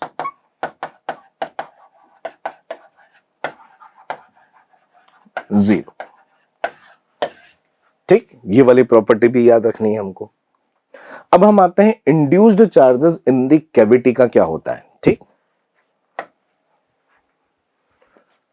तो फिफ्थ प्रॉपर्टी के अंदर अगर कोई भी कंडक्टर है, रैंडम शेप का है, अंदर कैविटी भी आपकी रैंडम हो सकती है, इधर इधर क्या है सर, इधर इधर मेटल की बॉडी है, ठीक है, यानी कि अंदर की तरफ कोई खोखलापन सा है, कैविटी सी है, वहां पर अगर आपने कोई चार्ज रख दिया, मान लेते हैं Q प्लस Q, तो होता क्या है कि जो अंदर वाली सरफेस है इस पर नेगेटिव चार्ज इंड्यूस हो जाता है, और ये हम गॉस के नियम से प्रूव कर सकते हैं, ठीक है भाई। अंदर की तरफ जो इंड्यूस हो जाता है उसको हम क्या मान लेते हैं, X है। अच्छा, ये जो भी आपके कंडक्टर बॉडी है, अगर मैं ये मान लेता हूं कि ये क्या है, न्यूट्रल भाई साहब, ओके न्यूट्रल, ये X है, तो फिर ये कितना हो जाएगा, -X हो जाएगा, क्योंकि न्यूट्रल का मतलब है कि सर नेट चार्ज इसके ऊपर 0 होना चाहिए, बिल्कुल। अब हम यहां पर क्या कर सकते हैं, ध्यान से देखना, है ना, कि यहां पर कोई भी रैंडम शेप का ले सकते हैं, कोई भी रैंडम शेप का गॉसियन सरफेस ले सकते हैं। क्यों भाई साहब, गॉसियन सरफेस से क्या होगा, देखो तो सही, अभी बढ़िया मजा आएगा। गॉसियन सरफेस से क्या होगा, गॉसियन सरफेस से जब आप इंटीग्रेशन E डॉट डी ए करोगे तो वो Q in upon epsilon not हो जाएगा, ठीक है भाई साहब। इलेक्ट्रिक फील्ड की वैल्यू, क्योंकि मेटल की बॉडी में ले लिया है, मेटल की बॉडी में ले लिया है, तो मेटल की बॉडी के पार्ट जो होते हैं उसमें तो इलेक्ट्रिक फील्ड 0 होता है, तो ये वाला टर्म 0 है, तो Q इन को भी क्या होना पड़ेगा, 0। अंदर कौन कौन से चार्जेस प्रेजेंट थे सर, Q था और X था, यस, तो ये हो जाएगा Q प्लस X की वैल्यू 0, यानी X की वैल्यू हो जाएगी -Q के बराबर। तो अगर कोई आपसे पूछे कि जो इंड्यूस्ड चार्ज यहाँ पर इनर सरफेस पर आया है वो किसके बराबर है, तो वो अंदर छुपा हुआ जो चार्ज है Q, उसके इक्वल एंड अपोजिट इंड्यूस हो जाता है। अगर ये इर्रेगुलर सरफेस है तो ये इर्रेगुलर आपका चार्ज डिस्ट्रीब्यूशन है, बाहर वाला भी इर्रेगुलर है तो हम बोल सकते हैं कि वो भी इर्रेगुलर डिस्ट्रीब्यूशन है। लेकिन अगर कभी ऐसा दे दे हमको कोई कि सर अंदर वाला तो इर्रेगुलर है, ये कोई अंदर की तरफ Q है, अंदर की तरफ इसमें इंड्यूस चार्ज कितना हो जाएगा, -Q। बाहर का अगर स्फेरिकल दिया है, यानी कि एक यूनिफॉर्म सरफेस हमको दिया है, तो उसके ऊपर जो +Q चार्ज इंड्यूस होगा ये यूनिफॉर्म डिस्ट्रीब्यूशन में होगा, ठीक है, ये चीज याद रख लें। सर अंदर का भी अगर हमको सर्कुलर दे दिया होता तो बेटा देखो, अंदर का भी हमको सर्कुलर दे दिया होता और उसके बिल्कुल सेंटर पे ही होगा Q, तो भी हम यहां पर बोलेंगे कि रेगुलर चार्ज डिस्ट्रीब्यूशन होगा, यूनिफॉर्म चार्ज डिस्ट्रीब्यूशन होगा। इधर की तरफ जो नेगेटिव नेगेटिव नेगेटिव इंड्यूस होगा ये क्या होंगे, आपके यूनिफॉर्म चार्ज डिस्ट्रीब्यूशन होगा, ठीक। अगर हम बाहर का रैंडम ले लें तो बाहर का रैंडम ले लोगे तो वो हो जाएगा इर्रेगुलर, यानी कि नॉन यूनिफॉर्म, और अंदर का हो जाएगा यूनिफॉर्म, ठीक है भाई साहब। दोनों को ही सर्कुलर ले लेंगे, दोनों को ही स्फेरिकल ले लेंगे तो मजा ही आ जाएगा। यहां पर होगा Q, यहां पर होगा -Q, इधर की तरफ हम यहां पर बॉडी के बारे में बात कर रहे हैं, इधर की तरफ हर जगह पर मेटल वेटल प्रेजेंट था। अभी हम स्फेरिकल शेल के बारे में बात नहीं कर रहे हैं। स्फेरिकल शेल का मतलब क्या होता है कि सर ये वाला भी एक बाउंड्री हो, वो भी एक बाउंड्री हो, बीच में कुछ भी नहीं हो, ऐसा भी हो सकता है, ठीक है। इधर की तरफ -Q और इधर की तरफ +Q। एक और प्रॉपर्टी यहां पर मैं आपको बताता हूं, अगर आपने इसको बाहर से चार्ज देने की कोशिश करी, क्या बोला मैंने, बाहर से चार्ज देने की कोशिश करी, तो वो अंदर की तरफ नहीं जा सकता, क्योंकि गॉस के नियम का उल्लंघन हो जाएगा। गॉस के नियम ने बोला है कि इन दोनों का सम जो होना चाहिए वो 0 होना चाहिए, तो ये हमेशा 0 ही रहेगा। तो यहां पर हम बोलेंगे कैपिटल Q कहां पर ऐड हो जाएगा, केवल और केवल सरफेस पर ही ऐड हो जाता है, ठीक है। तो कंडक्टर की मोस्ट ऑफ द प्रॉपर्टीज हमने यहां पर देख ली हैं, कवर कर ली हैं। अगर हम कंडक्टिंग शेल के भी बारे में बात कर लें तो चलो वो भी हम ले लेते हैं। अगर हम एक शेल ये ले लेते हैं और एक शेल इधर भी ले लेते हैं, ठीक है भाई, इसके ऊपर हमने कोई Q1 चार्ज दे दिया, इसके ऊपर हमने कोई Q2 चार्ज दे दिया। अभी लेट सपोज इसके सेंटर पे हमने Q दे दिया। सही, शेल का मतलब क्या होता है बेटा, शेल जो होता है ना वो उसके बीच में कुछ भी नहीं होगा, यानी कि इसकी दो सरफेस जो है, अंदर की सरफेस और बाहर की सरफेस, वो यहीं के यहीं है। इसकी जो दो सरफेसेस हैं, यहाँ पर SC और यहाँ पर S4, ये यहीं के यहीं पर ही है, बीच में कुछ ऐसा भरा भरा सा नहीं है, ठीक। तो ये आपकी 2 कॉन्सेंट्रिक कंडक्टिंग शेल्स हम ले रहे हैं, ठीक, 2 concentric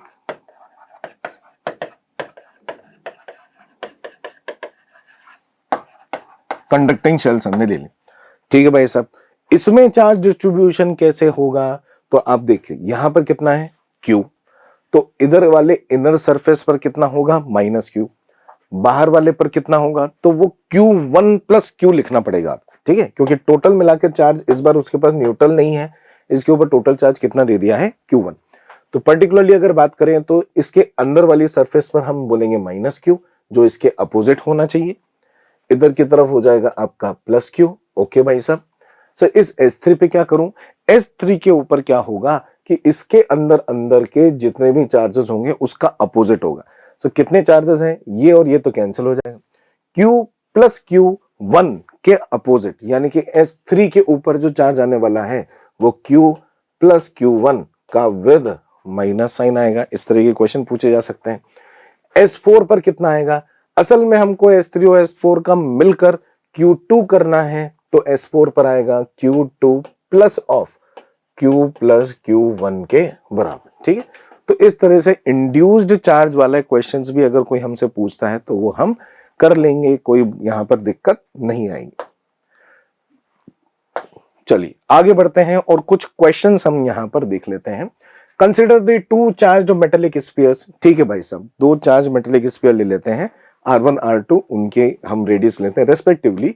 the electric field E1 on the S1 and E2 on the S2 on their surfaces are such that, जो आपका E1 अपॉन E2 है उसकी वैल्यू क्या है, R1 अपॉन R2 के बराबर आ रही, ठीक है भाई साहब। Then the ratio V1 upon V2 on the S2, यानी कि ये जो इलेक्ट्रोस्टैटिक पोटेंशियल है उसके रेशो के बारे में हमसे ये बात कर रहे हैं, ठीक है भाई। ओके चलिए तो स्टार्ट करते हैं। अगर कोई टू चार्ज मेटेलिक स्फीयर्स हैं, लो भाई ये आपके मेटेलिक स्फीयर्स हो या कुछ भी हो, उसके सरफेस के बारे में बात कर रहे हैं, तो वहां पे इलेक्ट्रिक फील्ड का फॉर्मूला क्या होता है सर, वो होता है आपका KQ/R², ठीक है। और इनकी जो रेडियस दे रखे हैं वो ये रहे, तो एक का रेडियस हम R1² ले लेते हैं, एक के ऊपर चार्ज हम Q1 ले लेते हैं, इधर की तरफ आपके इलेक्ट्रिक फील्ड की वैल्यू हम E1 ले लेते हैं। कोई दूसरा होगा, उस दूसरे के रेडियस R2 के ऊपर हमने इलेक्ट्रिक फील्ड को E2 बोल दिया, और इधर की तरफ हमने KQ2/R2² के बारे में लिख लिया। अगर हम इन दोनों का रेशो ले लेते हैं तो इन्होंने E1/E2 की वैल्यू, K से K कैंसिल हो जाएगा सर, इधर Q1/Q2 आ जाएगा, इधर की तरफ क्या है, नीचे की तरफ है R1², इधर की तरफ है R2², और इसकी वैल्यू सर R1/R2 इन्होंने दिए, जैसा ये दे रहे हैं वैसा हम मान लेते हैं, ठीक है भाई साहब। Q1/Q2 कितना हो जाएगा सर, Q1/Q2 की वैल्यू R1 का क्यूब अपॉन R2 का क्यूब हो जाए, ठीक है भाई साहब। क्या मुझे पोटेंशियल का फॉर्मूला पता है, बिल्कुल मुझे पोटेंशियल का फॉर्मूला पता है। अगर इसके पोटेंशियल के बारे में बात करेंगे तो वो हो जाएगा KQ1/R1। इसके पोटेंशियल के बारे में बात करेंगे और वो सरफेस का पोटेंशियल ही ले लेंगे हम, तो वो हो जाएगा KQ2/R2 के बराबर।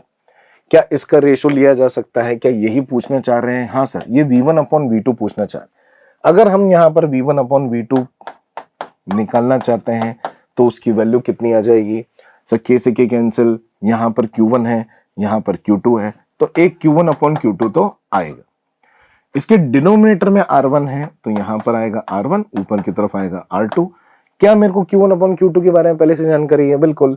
Q1/Q2 की वैल्यू कितनी है सर, R1³ एक R1 से R1 जाएगा, एक R2 से एक R2 जाएगा, तो ये R1²/R2² के बराबर हो जाएगा। क्या हमारे पास R1/R2 का होल स्क्वायर वाला ऑप्शन दे रखा है, यस। इसमें खासकर कोई बहुत ज्यादा हम बोल सकते हैं कि कंडक्टर की प्रॉपर्टी काम नहीं आई, लेकिन कहीं बच्चों को ऐसा लगता है कि जैसे इन्होंने कंडक्टर बोल दिया, मेटल बोल दिया, तो फिर ये थोड़ा सा कॉम्प्लिकेटेड क्वेश्चन हो जाएगा। बेटा ऐसा नहीं है, अगर हम संयम से काम लेंगे तो ये सभी तरह के क्वेश्चन हमसे हो जाएंगे।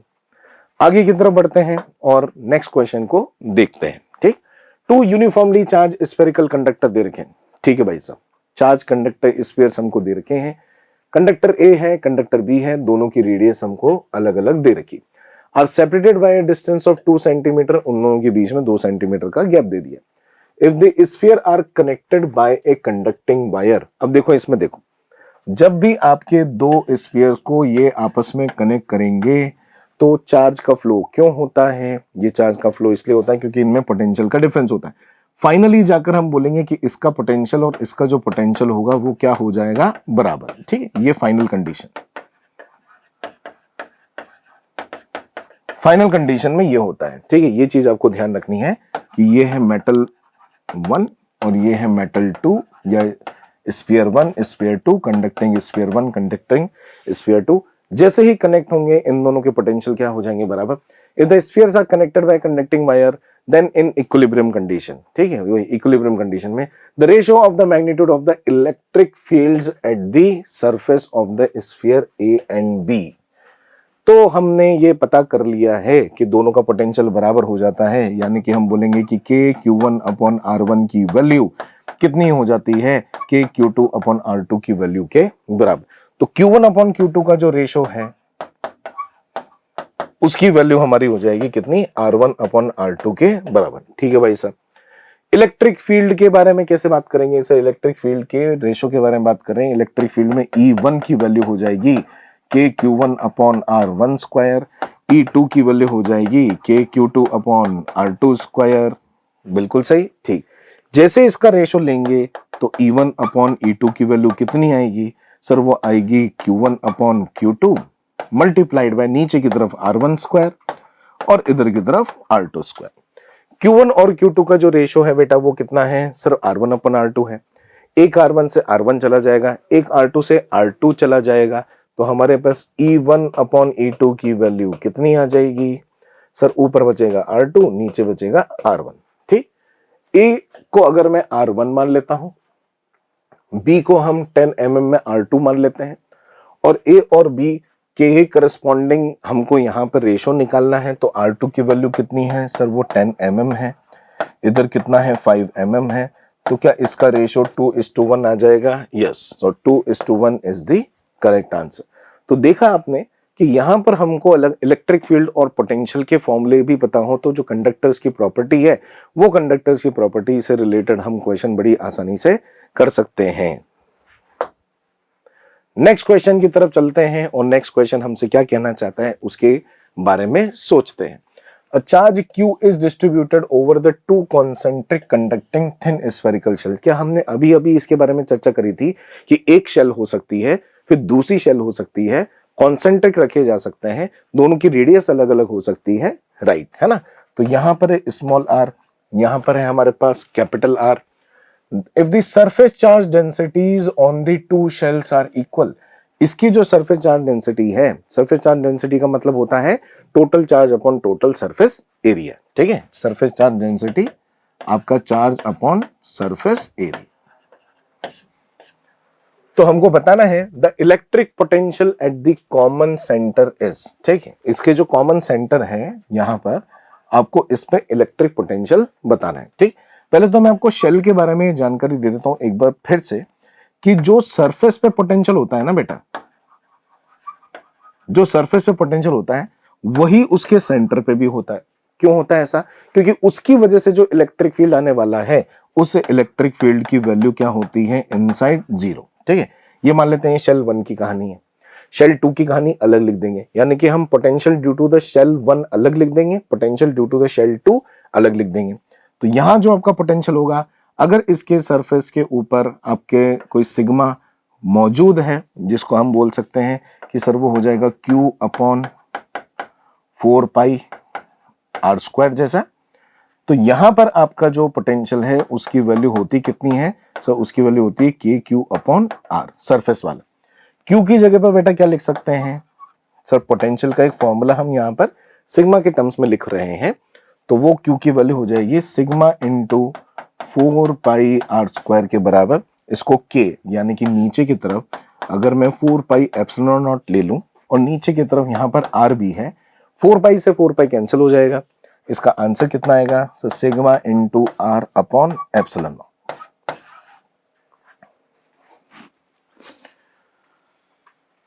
ठीक है बेटा, तो ये हमने एक इसके अंदर डेरिवेशन कर लिया। अगर इसका सिग्मा और इसका सिग्मा क्या है, सेम है, ठीक है। A charge Q is distributed over the two concentric conducting thin spherical shell, यानी कि इन दोनों का जो टोटल मिलाकर चार्ज है वो भी कितना है, Q।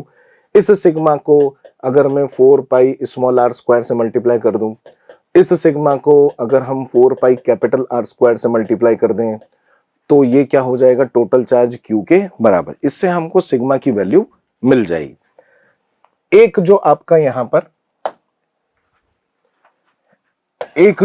पर हम बोल सकते हैं कि ये सिग्मा था, उसकी रेडियस क्या थी आर, उसके ऊपर सेंटर पे पोटेंशियल कितना आएगा सर, अभी अभी फॉर्मूला डिराइव किया था, sigma into r upon epsilon naught. ठीक है भाई, जो आपका बड़ा है बोल सकते हैं स्फीयर, वो है कैपिटल आर। इस पॉइंट पर उसकी वजह से पोटेंशियल कितना आएगा sir, sigma into capital R upon epsilon not के बराबर। सिग्मा की वैल्यू हमको पता है, चलो इन दोनों को ऐड कर लेते हैं, sigma upon epsilon naught r plus capital R, और सिग्मा की वैल्यू कितनी थी, देखो सो सिग्मा की वैल्यू हमने यहां से निकाल लेनी है। ठीक है, सिग्मा की वैल्यू इधर से निकालेंगे, सिग्मा की वैल्यू हो जाएगी q upon 4 pi small r square plus capital R square. ठीक, इधर की तरफ लिख देते हैं, सिग्मा की value q upon 4 pi small r square plus capital R square, नीचे की तरफ एप्सिलॉन नॉट, ऊपर की तरफ small r plus capital R. ये हो गया पोटेंशियल 1, ये हो गया पोटेंशियल 2, दोनों का नेट पोटेंशियल ही हमको सेंटर पे निकालना था। क्या हमारे पास ऐसा कोई एक्सप्रेशन मौजूद है, वो देखते हैं। तो हमारे पास Q है, R प्लस आर है, ये रहा। ठीक, ये वो सेम एक्सप्रेशन इधर की तरफ है। ठीक है, इधर की तरफ इन्होंने 2 डाल दिया तो वो तो गलत हो जाएगा। तो R plus r into q 4 pi epsilon naught r plus r square, here it is. ठीक है, बिल्कुल एग्जैक्ट मैच करता हुआ आंसर हमको यहाँ पे मिल चुका है। कोई घबराने की यहाँ पर जरूरत नहीं है। कभी कोई क्वेश्चन टाइम कंज्यूमिंग हो जाता है, कोई बात नहीं, उसको हम प्रैक्टिस से और भी अच्छा कर लेंगे। चलिए भाई, तो ये इस तरह के क्वेश्चन हमने यहाँ पर कर लिए हैं। एक क्वेश्चन और आपके सामने यहाँ पर लेकर आए हैं, उस पर भी प्रैक्टिस कर लेते हैं। चलिए, 3 कॉन्सेंट्रिक स्फेरिकल मेटेलिक शेल दे रखे हैं। ठीक है सर, फिर से कॉन्सेंट्रिक स्फेरिकल मेटल शेल के बारे में बात हो रही है, जिस पर हमने प्रैक्टिस करी हुई है। अगर उनकी रेडियस ए, बी और सी दे रखी है रेस्पेक्टिवली, जिसके अंदर ए सबसे छोटा है, फिर बी है, फिर सी है, यानी कि हम कुछ इस तरह से देखें तो इसकी रेडियस है ए, इसकी रेडियस है बी और इसकी रेडियस है सी, तुरंत हमने डायग्राम बना लिया है। द सरफेस चार्ज डेंसिटी, एक का है सिग्मा, एक का है माइनस सिग्मा और एक का है फिर से sigma. The shell X and Z are at same potential. ठीक है, ये जो आपका एक्स और जेड वाला है, ठीक है, ये वाला है आपका एक्स, ये वाई और ये जेड। एक्स और जेड वालों का पोटेंशियल क्या है, सेम है। सर पोटेंशियल लिखना तो हम सीख ही गए थे, उसके हिसाब से काम कर लेंगे।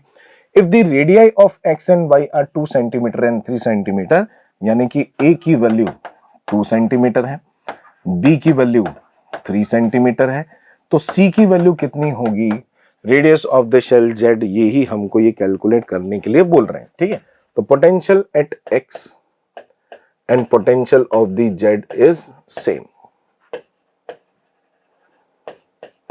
ठीक, चलो इन पर फोकस करते हैं, है ना, कैलकुलेशन करते हैं। पहले एक्स के बारे में बात कर लेते हैं। सर ये है एक्स, इसके ऊपर जो पोटेंशियल आएगा, एक तो खुद का पोटेंशियल होगा। ठीक है, खुद का पोटेंशियल कितना होगा, वो हो जाएगा सिग्मा इंटू इसकी रेडियस यानी कि ए अपॉन एप्सिलॉन नॉट। यही आंसर आया था, बिल्कुल। अगर हम बाहर वालों के बारे में बात करें तो उनके जो सरफेस पर होगा वही पोटेंशियल यहां पर लेकर आएंगे, तो इसकी वजह से जो यहां पे पोटेंशियल आएगा वो कितना होगा सर, वो होगा माइनस सिग्मा इंटू बी के बराबर अपॉन एप्सिलॉन नॉट। और जो इससे भी बड़ी वाली है उसके सरफेस पे जो पोटेंशियल होगा वही पोटेंशियल इसके ऊपर भी आने वाला है। यस, तो हम बोलेंगे उसको सिग्मा, और वो है सी के बराबर अपॉन एप्सिलॉन नॉट के बराबर। इन तीनों को हम ऐड कर लेंगे और ये हो जाएगा पोटेंशियल ऑफ द एक्स। ठीक, पोटेंशियल ऑफ द जेड निकालना थोड़ा सा ट्रिकी है, ठीक है, उसके बारे में जानकारी देंगे, लेकिन ये चीज ध्यान रखना, इसका पोटेंशियल कैसे लिखा सर, इसके सरफेस के हिसाब से वो के क्यू बाई आर वाला फॉर्मूला ही लगाया है, लेकिन उसको सिग्मा के टर्म्स में लिख सकते हैं। ठीक, इसके ऊपर कितना होगा सर, उसके ऊपर उसके सरफेस के हिसाब से के क्यू बाई आर होगा, लेकिन अगर उसके अंदर एंटर कर जाएंगे तो चेंज नहीं होता है, ये ध्यान रखना है। शेल के अंदर जाने पर पोटेंशियल चेंज नहीं होता है। वैसे ही उस सरफेस के ऊपर जो आपका पोटेंशियल है वही पोटेंशियल अंदर की तरफ भी मेंटेन होगा, वो भी चेंज नहीं होगा। लेकिन अब समझ गए होंगे कि सर जब हम x की वजह से y पे लिखेंगे तो फिर उसके अंदर आपके चेंजेस आएंगे। ठीक है, क्योंकि हम उससे बाहर की तरफ जा रहे हैं। अगर हम जेड के ऊपर इस शेल की वजह से लिखेंगे तो वो हम बाहर की तरफ जा रहे हैं, इसलिए उसमें चेंजेस आ सकते हैं। वो चेंजेस क्यों आते हैं वो मैं आपको बताता हूं। चलो इसको हम रिवाइज करते हैं। एक शेल की वजह से अगर आउटसाइड पर पोटेंशियल लिखेंगे तो वो पोटेंशियल होगा के क्यू अपॉन कैपिटल आर, नहीं बल्कि स्मॉल आर। ठीक, क्यू की वैल्यू को अगर हम देखते हैं, इसकी वैल्यू को देखते हैं तो 1/4 पाई एप्सिलॉन नॉट इंटू क्यू की वैल्यू कितनी होती है sir, sigma into 4 pi capital R square. ठीक है, यहां पर ये इसका कैपिटल आर और ये वाला स्मॉल आर अलग है। तो अगर हम आउटसाइड चले जाते हैं तो सिग्मा कैपिटल आर स्क्वायर और नीचे की तरफ epsilon naught into small r ऐसा होता है। आउटसाइड के लिए पोटेंशियल ऐसा होता है, सरफेस के लिए पोटेंशियल वही होता है जो कि हमने अभी बताया भी था। अगर हम के क्यू अपॉन कैपिटल आर कर देते हैं 1/4 पाई एप्सिलॉन नॉट इंटू क्यू की जगह पर sigma into 4 pi capital R square, नीचे भी कैपिटल आर है तो एक कैपिटल आर से कैपिटल आर कैंसिल, 4 पाई से 4 पाई कैंसिल। क्या दोनों फॉर्मूले में फर्क है सर? हाँ फर्क है, दोनों फॉर्मूले में फर्क मुझे पता लग चुका है। जब हम बाहर लिखते हैं किसी शेल के तो उसमें स्मॉल आर नीचे आता है और वो स्मॉल आर हमको सेंटर से लेना पड़ता है। अगर हम सरफेस के बारे में बात करते हैं तो सरफेस के ऊपर तो हमको उसी का ही रेडियस यूज करना पड़ता है, राइट। चलिए तो अब मुझे यहां पर बताओ कि जब मैं x की वजह से और y की वजह से z के ऊपर यहां पर पोटेंशियल लिखूंगा तो Vz की वैल्यू सर सबसे पहले तो खुद की वजह से लिख दो। इसके पास कितना था प्लस सिग्मा, तो हम बोलेंगे कि प्लस सिग्मा इंटू इसका रेडियस है c upon epsilon not, done. इसके पास क्या था माइनस सिग्मा, लेकिन इसकी रेडियस कितनी थी सर? इसकी रेडियस थी b। इसकी वजह से जो पोटेंशियल आएगा वो आएगा आपका माइनस सिग्मा इंटू उसका खुद का रेडियस का स्क्वायर यानी कि बी स्क्वायर, और नीचे की तरफ आपका है एप्सिलॉन नॉट इंटू वो दूरी। तो यहां से लेकर यहां तक की जो इसके सेंटर से दूरी है वो कितनी है सी, वो सी आपको यहां पर डालनी पड़ेगी। फिर उसके बाद हम देखेंगे तो अंदर वाला जो सिग्मा है उसका जो खुद का रेडियस है, उसका खुद का रेडियस जो है वो आपका कितना दे रखा है ए। तो हम बोल सकते हैं कि सिग्मा इंटू ए square upon epsilon naught into फिर से इससे सेंटर की जो दूरी है वो कितनी है सी। थोड़ा सा कैलकुलेटिव हो गया है लेकिन कोई बहुत बड़ी बात नहीं है। हमको अगर दिमाग में क्लैरिटी तो ये क्वेश्चन भी हम कर सकते हैं। ये हो गया वीजेड, वीएक्स हम पहले ही निकाल चुके थे। अब ये थोड़ा मेहनत करने की जो आपको रिक्वायरमेंट है वो है ही सही। हमको ए की वैल्यू दे रखी है, हमको बी की वैल्यू दे रखी है, क्या हमको सी की वैल्यू मिल जाएगी? बिल्कुल मिल जाएगी। इस पूरे एक्सप्रेशन के अंदर जब सॉल्व करेंगे तो सी की वैल्यू आपको तुरंत मिल जाएगी, इसमें कोई दिक्कत नहीं है। चलिए अगले क्वेश्चन की तरफ बढ़ते हैं। Given below are the two statement. Statement 1 दे रखा है, an electric dipole is placed at the centre of the hollow sphere. ठीक है, एक होलो स्फीयर के सेंटर पे हमने एक डाइपोल माइनस क्यू और प्लस क्यू वाला रखा हुआ है। The flux of the electric field through the sphere is 0। ठीक है, क्या ये बात सही है? हाँ, अगर हम फ्लक्स देखेंगे तो sir minus Q plus Q मिलकर टोटल 0 हो जाएंगे तो फ्लक्स तो 0 होगा, but the electric field is not 0 anywhere in the sphere. ये बात भी सही है। क्या आपको डाइपोल का इलेक्ट्रिक फील्ड याद है कि सर इसके एक्सिस पे भी होता है, इसके इक्वेटोरियल एक्सिस पे भी होता है, और किसी थीटा एंगल पे चले जाओगे तो वहां पर भी इलेक्ट्रिक फील्ड होता है, और कहीं पे भी वो 0 नहीं होता। पता है यहाँ के जो आपके इलेक्ट्रिक फील्ड की वैल्यू है वो आती है आपकी kp/r³ under root of 3 cos square theta plus 1। इसको आप कभी भी 0 नहीं कर पाएंगे। तो यहां पर आप कोई भी एक स्फीयर बना लें, आप कभी भी उस पर इलेक्ट्रिक फील्ड 0 नहीं कर पाएंगे। तो ये बात बिल्कुल सही है, और ये भी सही है कि जो आपकी फ्लक्स की वैल्यू है वो क्या है 0। तो first statement is true statement, yes it is a true statement. ठीक है, और यहां पर हमको ट्रू और फॉल्स ही खेलना है। स्टेटमेंट नंबर 2 के बारे में पढ़ते हैं। चलो पढ़ते हैं, एनर्जी के साथ पढ़ते हैं। If r is the radius of the solid metallic sphere and q be the total charge on it. एक हमको सॉलिड स्फीयर दिया है और वो मेटेलिक भी है, उसके ऊपर हमने क्यू चार्ज दिया है तो वो सरफेस पे ही रहेगा। हमसे बोला गया है the electric field at any point on the spherical surface of the radius small r less than capital R, यानी कि आपके अंदर वाली बात कर रहे हैं। अंदर की तरफ आपका इलेक्ट्रिक फील्ड क्या 0 होता है? यस, मेटल के अंदर इलेक्ट्रिक फील्ड 0 होता है, but the electric flux passing through this closed spherical surface of the radius r is not. यहां पर हमसे बोल रहे हैं कि जो इलेक्ट्रिक फ्लक्स है passing through this close spherical surface वो जीरो नहीं होगा। ये तो बहुत ही अजीब सी बात है, जब हर जगह पर इलेक्ट्रिक फील्ड जीरो है तो फ्लक्स तो जीरो होना ही पड़ेगा, राइट। तो हम बोल सकते हैं कि स्टेटमेंट 1 जो है आपका ट्रू है, लेकिन statement 2 is false.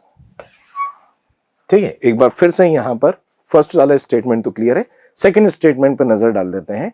r is the radius of the solid metallic sphere, q B the total charge on it, जो कि केवल सरफेस पे रहता है। The electric field at any point on the spherical surface of the radius small r, जो कि capital R से कम है, इज जीरो। ये बात बिल्कुल सही है। But the electric flux passing through this closed spherical surface, जो स्मॉल r वाली बात कर रहे हैं, उससे आपका फ्लक्स जीरो नहीं है। ये तो कदापि ट्रू नहीं है, ये तो बिल्कुल भी ट्रू नहीं है। Yes, it is a false statement. Statement 2 is false and statement 1 is true statement. इस तरीके से बच्चों हमने कितने शानदार तरीके से यहां पर इसको पढ़ लिया है। अभी हम यहां पर आगे कंटिन्यू करेंगे इलेक्ट्रिक करंट के ऊपर। ठीक, ओके। मोशन है तो भरोसा है।